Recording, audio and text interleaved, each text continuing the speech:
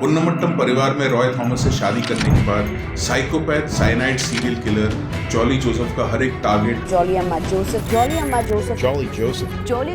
Jolly Thomas 5 अक्टूबर 2019 को jolly जैसे ही arrest हुई। 14 साल में 6 डेथ्स जिन पे केस चल रहा है, उसके अलावा 9 ऐसे हादसे जिनमें मर्डर के इल्जाम। 24 साल का विंसेंट टॉम थॉमस के भाई पुन्नमट्टम अगस्तीन का बेटा अपने ही घर में मरा हुआ पाया गया था, exactly 2 days after the death of Annamma Thomas. 28 साल का सुनीश टॉम थॉमस के एक और भाई डोमिनिक का बेटा। सुनीश के डेथ के कुछ ही टाइम बाद उसके कमरे में एक डायरी मिली, जॉली के नीचे लिखा हुआ था ही हैड बीन चीटेड। उन दोनों की जॉली के साथ कुछ फाइनेंशियल डीलिंग्स हुई। तीनों बच्चियों के हाथ से एक ही साथ एक फैमिली गैदरिंग में हुए थे जहाँ पे जॉली भी प्रेजेंट थी। ये तीनों बच्चियां कुछ खा रही थी, इनको अचानक अटैक आया था, इनके मुंह से झाग निकला। एक और कंप्लेंट फाइल हुई थी रामाकृष्णन के डेथ, जो कि कांग्रेस पार्टी के कार्यकर्ता थे। कुछ टाइम के बाद वो अपने दूसरे पति शाजू को भी मारने का प्लान बना चुकी। साइकोलॉजी या फिर साइको एनालिटिकल एक्सपर्ट्स ने जॉली के केस को अलग अलग पर्सपेक्टिव से स्टडी किया। किसी ने जॉली को साइकोपैथ, तो किसी ने जॉली को सोशियोपैथ, या किसी ने जॉली को नार्सिसिस्टिक पर्सनालिटी डिसऑर्डर का शिकार भी बताया। जॉली के केस को दुनिया के बड़े बड़े सीरियल किलर्स के केस के साथ कंपेयर भी किया गया। क्रिमिनल साइकोलॉजी के मुताबिक एक साइकोपैथ में 21 कैरेक्टर ट्रेट्स होते हैं, जिसमें से 16 कैरेक्टर ट्रेट्स जॉली जोसेफ के साथ मैच होते हैं।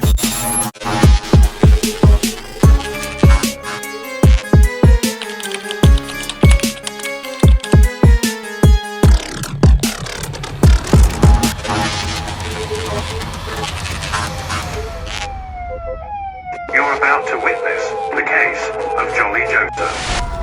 नमस्कार दोस्तों, तो फाइनली 5 अक्टूबर 2019 को जॉली जोसेफ अपने एसोसिएट्स एमएस मैथ्यू और प्राजू कुमार के साथ अरेस्ट हुई थी। जॉली ने कन्फेस किया था कि 14 साल में उससे 6 मर्डर्स किए हैं, और एमएस मैथ्यू जो इसका बॉयफ्रेंड था, वो अपने फ्रेंड प्राजू कुमार से, जो कि ज्वेलरी स्टोर में गोल्डस्मिथ था, उससे साइनाइड लेता था। उससे साइनाइड लेकर के वो जॉली को देता था। केरला के मेडिकल बोर्ड ने कंफर्मेशन दिया था कि सारी की सारी डेथ्स पॉइजन कंजम्पशन की वजह से हुई है। सब बॉडीज को एक्सह्यूम किया गया था। एक्सह्यूम करने के बाद सीएफएसएल भेजा गया। सीएफएसएल यानी central forensic science laboratory Hyderabad भेजा गया था। सीएफएसएल की फाइंडिंग्स के मुताबिक 6 बॉडीज में से सिर्फ 2 ही बॉडीज में साइनाइड मिला था। एक बॉडी थी रॉय थॉमस की, जो कि जॉली का फर्स्ट हस्बैंड था, और दूसरी बॉडी थी सिली की, जो कि शाजू की फर्स्ट वाइफ थी।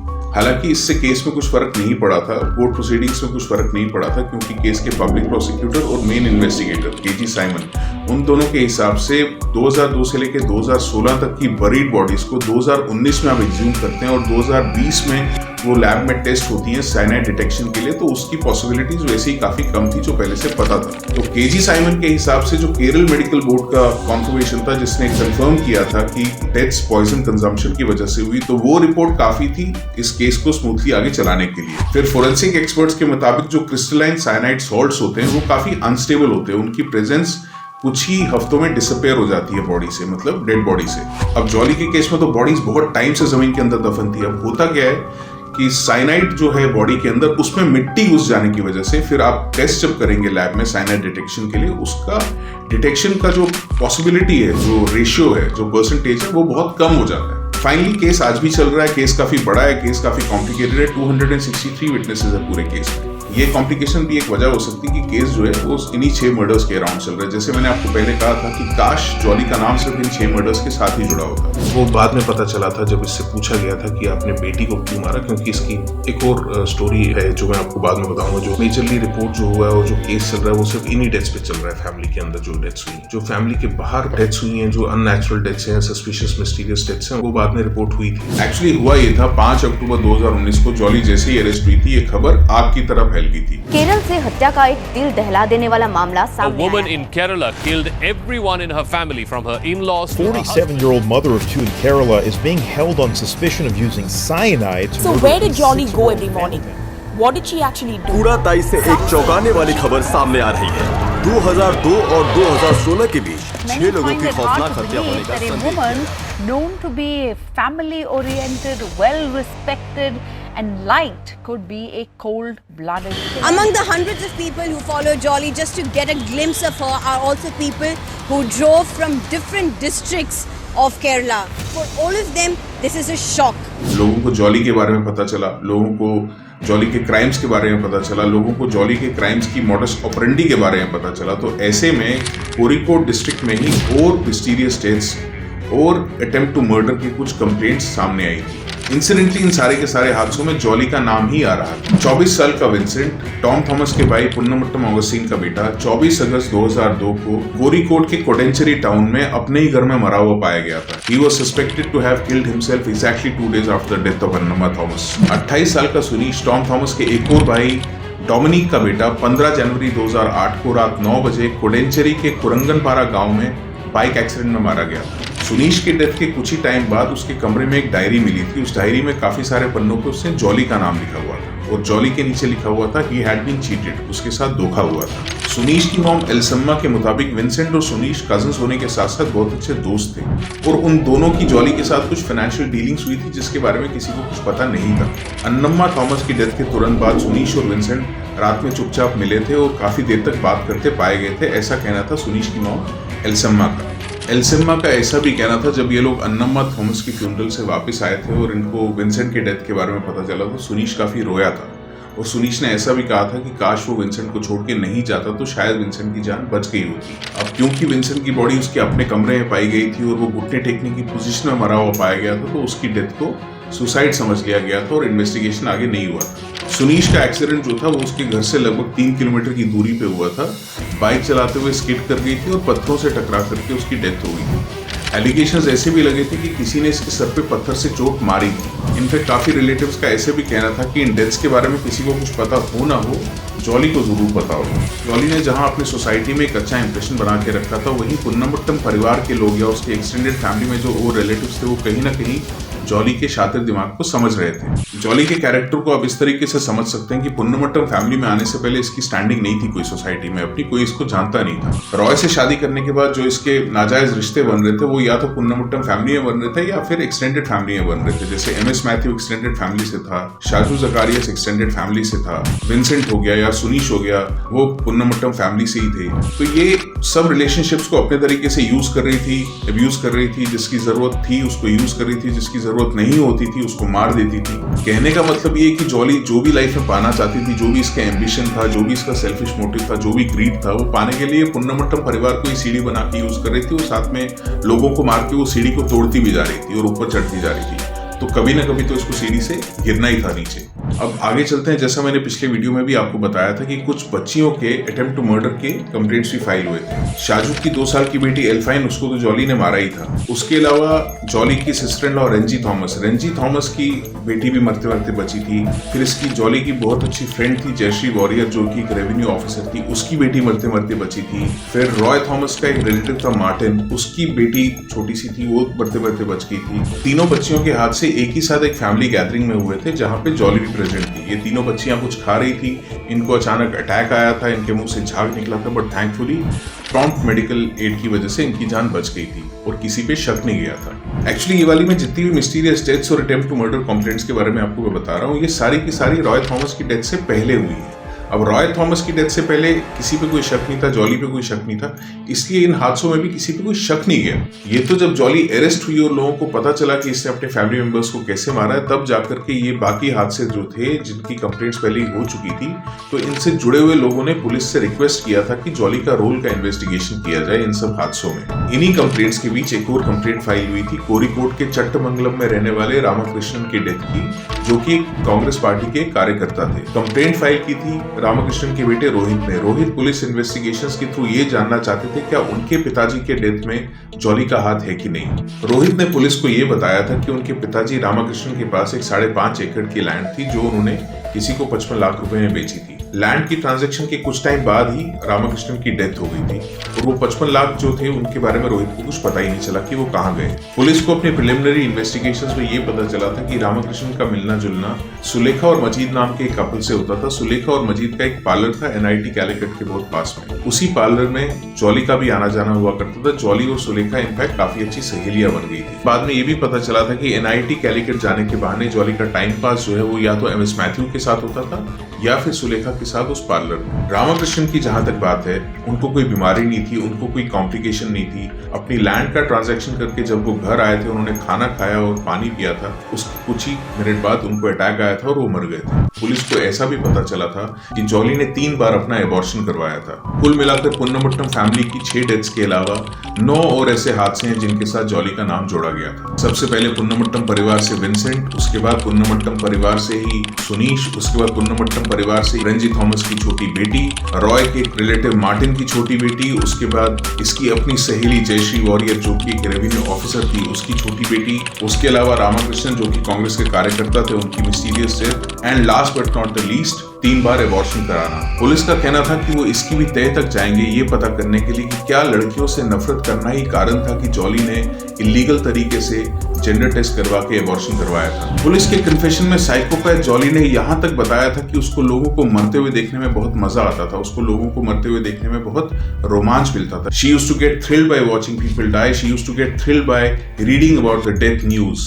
इनफैक्ट जॉली ने पुलिस को यह भी बताया था कि सिली की डेथ की प्लानिंग उससे सोच समझ के उस दिन करी थी जिस दिन उसके हस्बैंड शाजू की हॉस्पिटल में डेंटिस्ट के साथ अपॉइंटमेंट थी। जॉली ऐसा चाहती थी कि वो सिली को साइनाइड के कैप्सूल्स दे और हॉस्पिटल में डॉक्टर्स के सामने ही मरते हुए देख सके। जब पुलिस पुन्नमट्टम परिवार के 6 डेथ्स की इन्वेस्टिगेशन कर रही थी तब पुलिस को जॉली की फेक प्रॉपर्टी डॉक्यूमेंट्स के डील्स के बारे में भी पता लगा था। पुलिस को यह भी पता लगा था कि किस तरीके से रेवेन्यू डिपार्टमेंट के 2 ऑफिसर्स ने जॉली की हेल्प की थी फेक प्रॉपर्टी डील्स में। हुआ ऐसे था, जब जॉली ने फेक प्रॉपर्टी डॉक्यूमेंट्स बनवाए थे और वो रेवेन्यू डिपार्टमेंट गई थी प्रॉपर्टी का टैक्स भरने के लिए, तो वहां के विलेज ऑफिसर और सेक्शन क्लर्क ने प्रॉपर्टी डॉक्यूमेंट्स पे साइन करके उनसे टैक्स के पैसे ले लिए। बताया जाता है कि जयश्री वॉरियर जो उस टाइम वहां पे डेप्यूटी तहसीलदार थी रेवेन्यू डिपार्टमेंट में, उनके फोन करने पर इन दोनों ऑफिसर्स ने जॉली के डॉक्यूमेंट्स को बिना चेक किए सिग्नेचर कर दिया था और उनसे प्रॉपर्टी के टैक्स के पैसे ले लिए थे। उस टाइम की रेवेन्यू डिपार्टमेंट की डेप्यूटी तहसीलदार जयश्री वॉरियर जॉली की वही सहेली है जिसकी बेटी के अटेम्प्ट टू मर्डर का इल्जाम जॉली पर है। जब जॉली ने पैसा,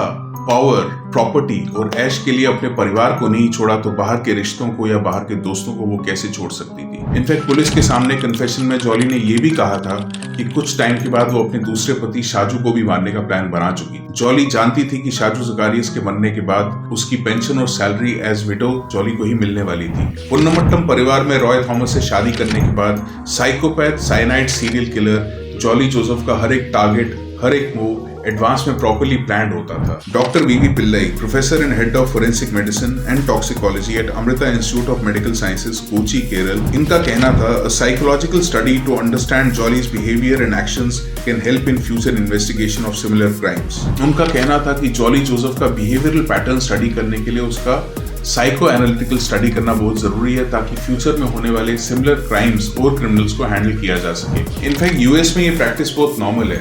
वहाँ की एफबीआई के पास यानी फेडरल ब्यूरो ऑफ इन्वेस्टिगेशन के पास they have a dedicated unit called behavioural science unit जो कि वर्जीनिया में है। तो इस डिपार्टमेंट में दे हैव डिफरेंट यूनिट्स, या यूं कहें कि बिहेवियरल साइंस यूनिट में इनके पास सब डिपार्टमेंट्स हैं जिनकी हेल्प से ये लोग हीनियस क्राइम्स को और साइकोपैथ सीरियल किलर्स को हैंडल करते हैं। तो इन सब डिपार्टमेंट्स के अंदर इनका जो फोकस डिपार्टमेंट उसको कहते हैं क्रिमिनल प्रोफाइलिंग डिपार्टमेंट। तो क्रिमिनल प्रोफाइलिंग की हेल्प से ये लोगों के बिहेवियर को स्टडी करते हैं, बिहेवियरल पैटर्न को स्टडी करते हैं। तो इस तरीके से इनका क्रिमिनल्स को समझना और पहचानने में बहुत आसानी होती है। डॉक्टर वीवी पिल्लई चाहते थे कि इंडिया में सीबीआई के पास एक ऐसा डेडिकेटेड साइंटिफिक डिपार्टमेंट हो। ऑल्दो क्रिमिनल प्रोफाइलिंग इंडिया में होती है और काफी टाइम से होती आ रही है, लेकिन इतने स्ट्रक्चर्ड लेवल पे नहीं होती, इतने साइंटिफिक लेवल पे नहीं होती as compared to FBI in the US.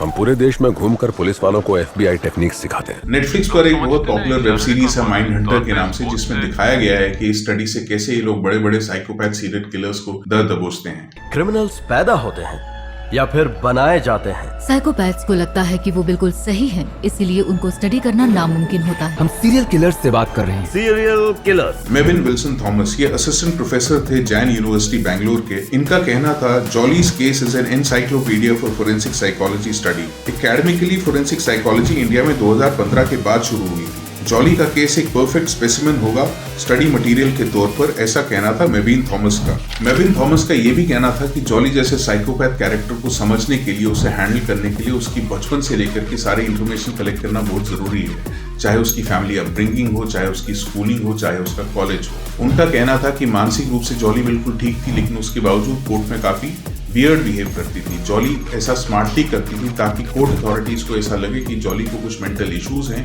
और इसी बहाने जॉली की सजा कुछ कम हो जाए। साइकोलॉजी या फिर साइको एनालिटिकल एक्सपर्ट्स ने जॉली के केस को अलग अलग पर्सपेक्टिव से स्टडी किया। किसी ने जॉली को साइकोपैथ, तो किसी ने जॉली को सोशियोपैथ, या किसी ने जॉली को नार्सिसिस्टिक पर्सनालिटी डिसऑर्डर का शिकार भी बताया। जॉली के केस को दुनिया के बड़े बड़े सीरियल किलर्स के केस के साथ कंपेयर भी किया गया। क्रिमिनल साइकोलॉजी के मुताबिक एक साइकोपैथ में 21 कैरेक्टर ट्रेट्स होते हैं, जिसमें से 16 कैरेक्टर ट्रेट्स जॉली जोसेफ के साथ मैच होते हैं। दूसरी तरफ एक नार्सिसिस्ट और एक साइकोपैथ के कैरेक्टर ट्रेट्स में काफी कॉमनैलिटीज होती हैं, लेकिन कुछ सिग्निफिकेंट डिफरेंसेस हैं इन दोनों के बीच में। एक साइकोपैथ जो होता है वो काफी इंपल्सिव होता है, बहुत एग्रेसिव हो जाता है, बहुत ज्यादा गुस्सा आता है इन लोगों को, which basically leads them to commit crime.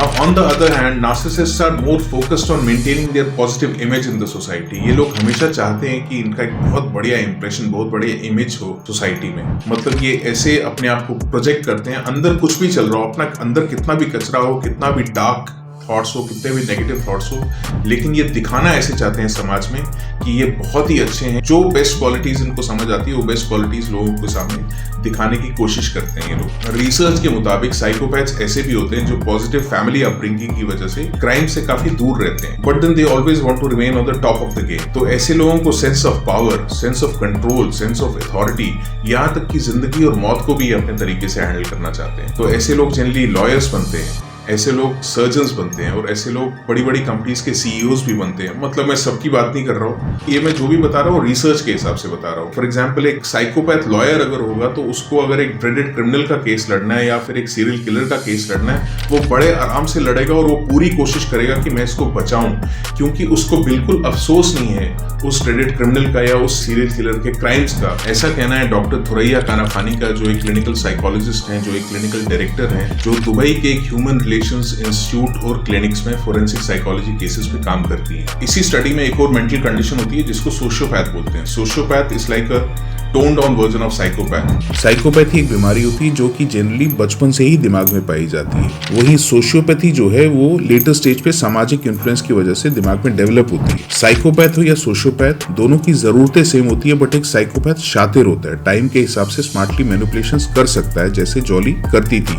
But sociopath को एक इमोशनल फूल कह सकते हैं क्योंकि ये लोग मैनिपुलेशंस नहीं कर पाते हैं। ये मैं फिर से बता देता हूँ, मैं ये जितनी बातें बोल रहा हूँ ये सारे लिंक्स डिस्क्रिप्शन बॉक्स में डाल दूंगा और ये सारे लिंक्स में कमेंट्स में भी डाल दूंगा। पुलिस के सामने जॉली के कन्फेशन के हिसाब से शादी के बाद पुन्नमट्टम परिवार में रिस्पेक्ट पाने के लिए, अथॉरिटी पाने के लिए, पावर पाने के लिए उसने सबसे पहले अपनी सास अन्नमा थॉमस को मारा। उसके बाद प्रॉपर्टी पाने के लिए उसने अपने ससुर टॉम थॉमस को मारा। टॉम थॉमस को मारने के बाद जॉली को जब ऐसा लगा कि प्रॉपर्टी उसको मिल गई है, अब उसको ज्यादा फ्रीडम चाहिए थी, ज्यादा इंडिपेंडेंस चाहिए थी, सेक्सुअल प्लेजर चाहिए था। इंडिपेंडेंस और फ्रीडम का कहने का मतलब ये है कि अभी तक वो घर से निकलती थी झूठ मूठ, कभी NIT कैलिकट या कभी कहीं जा रही होती थी ये बोल के कि मैं नौकरी करने जा रही हूँ। अब वो अपने तरीके से सब कुछ करना चाहती थी और उसको सेक्सुअल प्लेजर भी चाहिए था। तो इसके लिए वो MS मैथ्यू को यूज कर रही थी, इसके लिए वो शाजू जकारियस को यूज कर रही थी, लेकिन उससे पहले उसने अपने पहले पति रॉय थॉमस को मार दिया। कहीं ना कहीं मंजार्टल मैथ्यू को कुछ डाउट हो रहा था, उसको कुछ लग रहा था दाल में कुछ काला है। अब ये बात कहीं लीक ना हो जाए तो उससे बचने के लिए उसने मंजार्टल मैथ्यू को मार दिया। मंजार्टल मैथ्यू को मारने के बाद जॉली का नेक्स्ट टारगेट था शाजू। शाजू को मारने से पहले उसके लिए जरूरी था कि वो शाजू से शादी करे, क्योंकि शादी के बाद मारने से एज विडो उसको उसकी सैलरी मिल जाती, पेंशन मिल जाती। बट फिर शाजू से शादी करने के लिए पहले उसने शाजू की 2 साल की बेटी एल्फाइन को मारा, उसके बाद उसने शाजू की पहली पत्नी सिरी को मारा और उसके बाद उसने शाजू से शादी कर ली। 14 साल में 6 डेथ्स जिन पे केस चल रहा है, उसके अलावा 9 ऐसे हादसे जिनमें मर्डर के इल्जाम, जिनमें अटेम्प्ट टू मर्डर के इल्जाम और उसके अलावा 3 बार अबॉर्शन कराने के इल्जाम है जॉली अम्मा जोसेफ पर। फाइनली शाजू ने लीगली डिवोर्स दे दिया था जॉली जोसेफ को। जॉली जोसेफ ने जेल में सुसाइड भी कमिट करने की कोशिश की थी। उसकी अपनी फैमिली ने पूरी तरीके से डिसोशिएट कर लिया अपने आप को जॉली से, डिसोन कर लिया, उनको जॉली से कोई मतलब नहीं है। किसी भी तरीके की कोई भी क्लैरिटी चाहिए हो, मैं सारे के सारे लिंक्स डिस्क्रिप्शन बॉक्स में और कमेंट बॉक्स में डाल दूंगा। इस वीडियो को लाइक करिएगा, कमेंट कीजिएगा, सब्सक्राइब जरूर करिएगा, इसको शेयर जरूर करिएगा लोगों से, ताकि लोगों को ऐसे कैरेक्टर्स के बारे में पता हो। थैंक यू सो मच, नमस्कार, धन्यवाद, बहुत बहुत धन्यवाद।